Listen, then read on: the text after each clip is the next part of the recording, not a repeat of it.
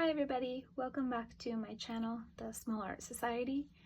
This is a channel where I'm talking about my art journey and talking about what it looks like sometimes to fit art into your everyday life when you are somebody that is not a full-time professional artist but really enjoys art.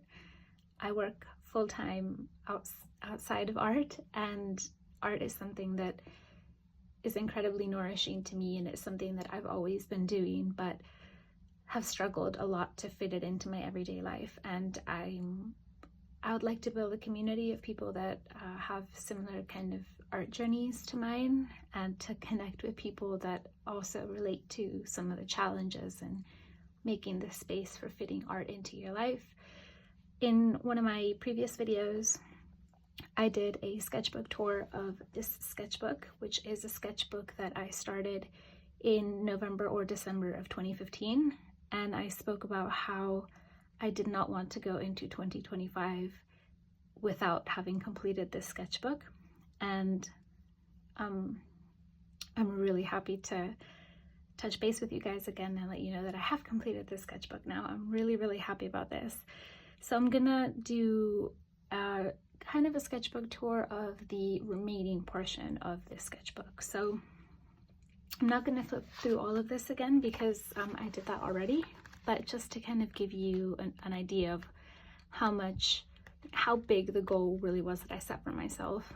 I had completed this much of my sketchbook and I had this much left to complete.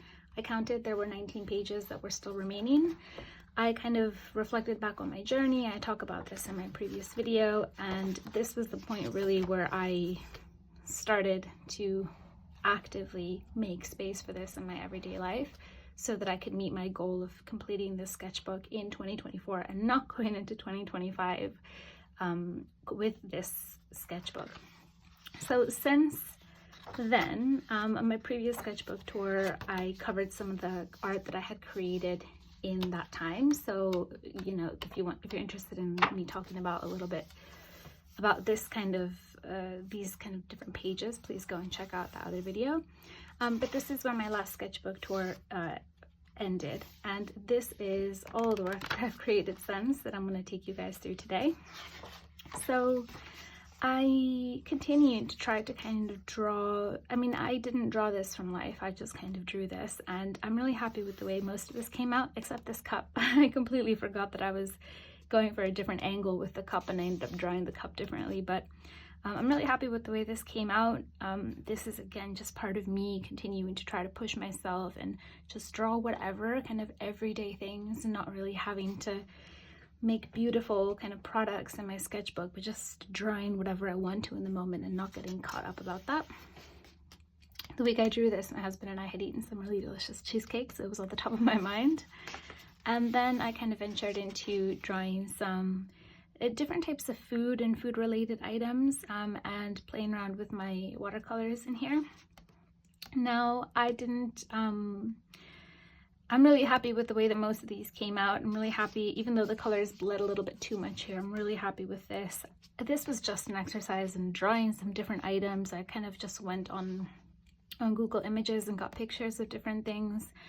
I think I may have gotten this picture off Pinterest though, I'm not sure. And I just kind of sat down and put on a movie and drew while I was watching a movie, and that's a lot of what making art looks like for me. Again, I'm not a full-time artist. This is not what I do. I love art. I love creating art, and it's something that has been really difficult to fit in a lot over the past 10 years, and that's why this sketchbook has taken me so long to complete. And so for me, making art often looks like, you know, in the evenings, coming home from work, hanging out in the living room with my husband and making art. Sometimes inspired by Google Images or Pinterest images, and this is kind of a collection of that. Again, really happy with the way this came out. And then I kind of continued that on. I realized that I really enjoy drawing different types of fruits, and I wanted to continue to explore that with my watercolors. This is really not the best paper for watercolor, but considering that it's not meant to be watercolor paper, I still think that it's really taken the water pretty well, so I'm really happy with the way this has come out. So I drew some blueberries. I really like this kind of lettering, and this is something that I've kind of continued to do, this type of lettering. I was really happy with the kiwi and the strawberries, and I was really just, obviously I'm still kind of outlining things. I like the look of that. I like the look of having an outline and having the watercolor there to kind of bring color to the drawing. So that is something that I am continuing to do, and I'm trying really not to get caught up in capturing things perfectly. I mean, realism is amazing, and I think some people that can create realism with watercolor is truly admirable, but it's not the type of art that I like to make. I like to make things that are not so realistic. I do enjoy realism, and it's a really good challenge, but for me it feels a little bit too, I get caught up too much in the details, and I want to just enjoy what I'm drawing. So these kind of things can be really fun. And then I drew some passion fruits.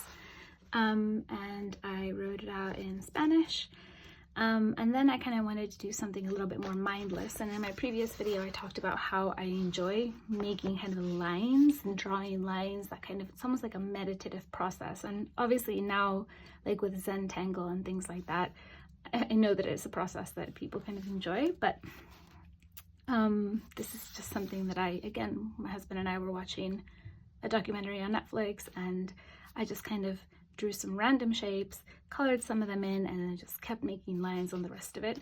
And it was lovely to just do that mindlessly without even looking at a reference picture, without trying to kind of make anything specific, but just putting down some organic shapes. And then this next kind of spread is something that I made when I was in the office one day, and I had a little bit of time.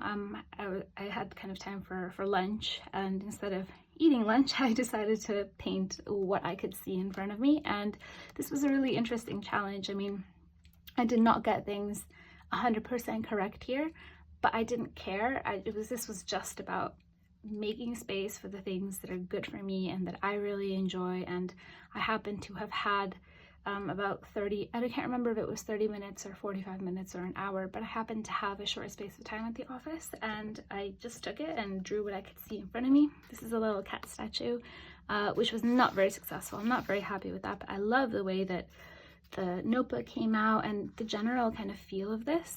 I was really, really happy with that. So I really like this page.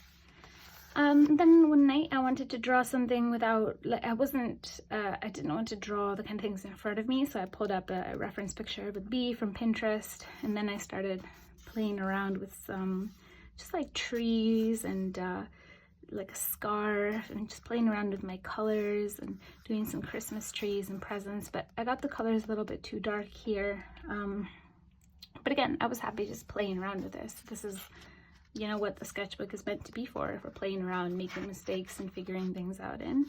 And I was trying some different things here. This was the first one I drew, and then you can see in the second one that I got the texture a little bit better. I mean, there's nothing wrong with this one, but I was aiming for something a bit more like this, and I think I was more successful the second time I did it. So again, that's the whole point of having a space to practice in. And then I sat down on my floor and I painted some things that I could see, and I set this out kind of in front of me and kind of set up almost like a still life situation. And then there was like a big kind of wire, like a multi-plug back here that didn't fit into the frame too much. I think I got the proportions slightly off. The Xbox controller looks like it's maybe a little bit too small, but the water bottle and the measuring tape seem like they're okay in relation to each other. But I didn't mind, you know, I still like the way that this came out. I like the way that it's not exactly what it looks like, but it gives you enough information about, like, it's accurate enough that you know exactly what it is when you're looking at it. It's just a little bit looser, and I like that in my art. I like to be a little bit looser and give the illusion of what this is, and it's very clear to the person that's looking at it what it is, without kind of being too serious and getting caught up in itself. And I just made some notes here about that. I wrote the date on this one, and I was really happy because I was on track to complete the sketchbook before the end of 2024. I was really happy about that. I wanted to write that in and remember that that's how I was feeling in that moment. And then on this page, I made a little hopscotch. And I wrote a phrase from a Julio Cortázar book called Rayuela, which I believe might be called hopscotch in English as well. and it's it's a part of the book that has always resonated with me, and I came across it again for the first time in a very long time, and I wanted to remember how meaningful this kind of portion of that text of this book is to me. And I decided to write it in here and to draw a little simple hopscotch without, you know, taking myself too seriously. And yeah, I was happy with the way this came out. And then I was sitting in our study at home one day, and I wanted to just draw what I had in front of me. If you remember, if you've seen my previous video, one of my kind of earlier drawings, when I was again trying to kind of get back into it and draw what I can see and kind of make everyday art, I drew a portion of our living room, and kind of distorted it a little bit, and I really liked the way that came out. I liked that distortion.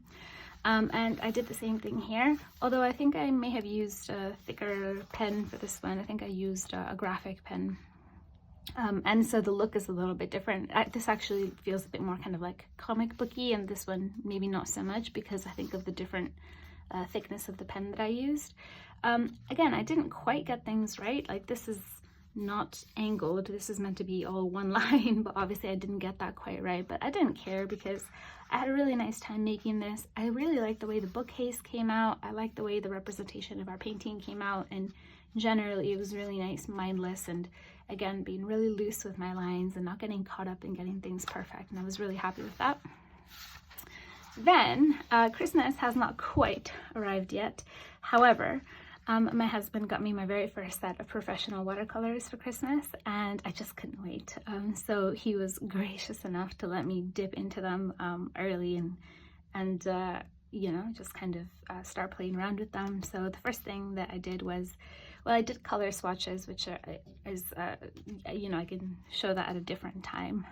But I made this little drawing of the actual tin itself and what it looks like, and I made a little list of the colors that I have in here, and I also kind of did a little tiny mini swatches of the colors as well. I'm not sure if you can see very well, but these are granulating colors, and some more than others. I got the kind of the classic 12 set, and then I got 3 additional colors. So I got Lavender, Wisteria, and Serpentine Genuine. And Serpentine Genuine is just phenomenal. I mean, that color is so beautiful. It's got beautiful granulation. They all do. Cerulean as well has been beautiful with the granulation that it has. And I really like that, so I decided to draw that in here. And then I save lots of images on Pinterest that I think have interesting kind of compositions to them, or just are interesting poses or things like that. So this is an image that is probably actually more leaning towards like the fashion side of Pinterest, but I saved it in my kind of reference pictures folder because I thought that the pose was interesting. I didn't get it quite right. I think my line here kind of went out a little bit too far, but I played around with my new Daniel Smith watercolor set, and I was really happy with the colors. Again, so I used Serpentine Genuine here, and you can see just the beautiful granulation of the watercolor. Now, again, this is not the best paper for watercolor. This is not watercolor paper, but it still performs really well. It still let the watercolors do their thing, and not 100% happy with it, but I like the way that I was able to just put something down, not get in my head about it, and just paint it and enjoy the process of doing that. And then I made this gorgeous painting of oranges, and I used the Daniel Smith watercolors for this, and I was just blown away by the performance that I saw that they had. I mean, if you recall earlier, this is what my little fruit spread looked like when I used just my kind of Cotman watercolors. And there's absolutely nothing wrong with the Cotman watercolors. I mean, I've been using them since 2018, so it's been a long time that I've been using those, and I absolutely love them. And I think for a student quality watercolors, they perform so well. Myself, in my own journey, I was ready to move on to professional colors. I wanted a bit more vibrancy from what I was creating, and I was just so taken aback by the difference in the colors from the oranges I painted with the Daniel Smith professional watercolors to the orange and the type of pigmentation I was able to achieve from the Cotmans. Huge difference. I mean, night and day. So for me, I'm so happy with these watercolors. I'm so excited to keep painting with them more.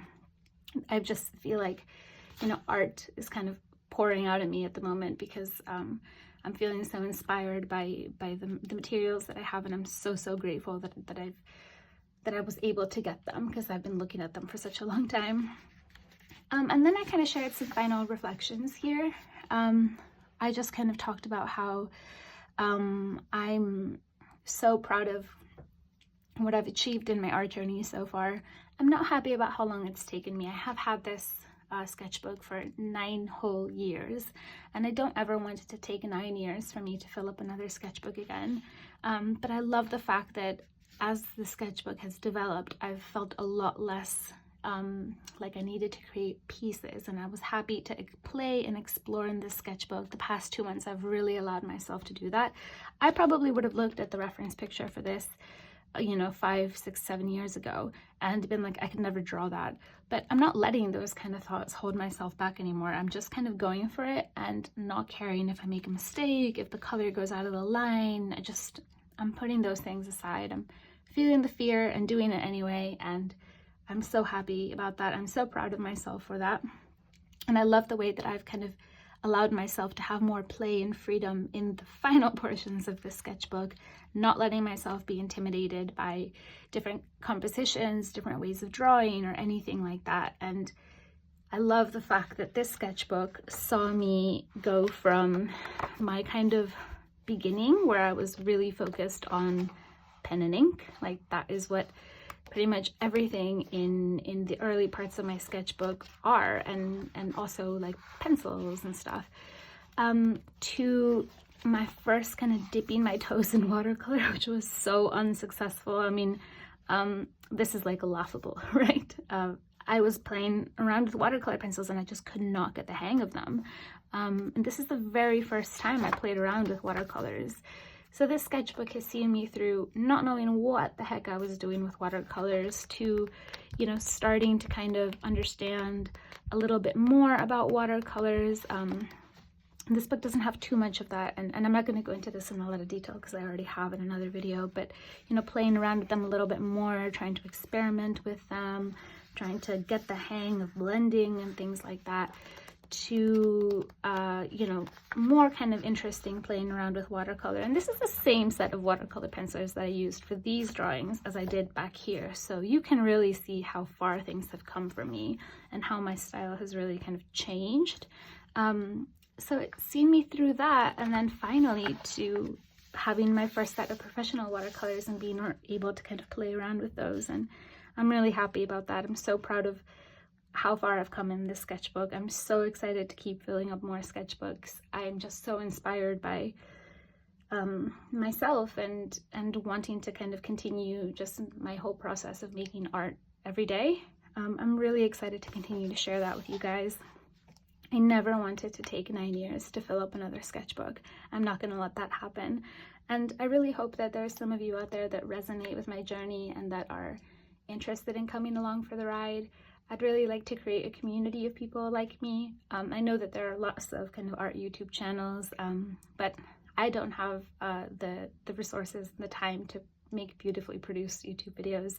I'm really just fitting this in when I can, because that's what real life is like for me. And I'd really like to create a community and touch base with people that also experience that in their daily lives. So I hope you'll join me for the ride. Please leave a comment, let me know your thoughts, and if there's anything that you think would be interesting for me to draw, let me know. Give this video a like and subscribe if you're interested in kind of following along the rest of my journey. Thank you so much for watching. I really appreciate it. I hope you guys have a nice rest of your day.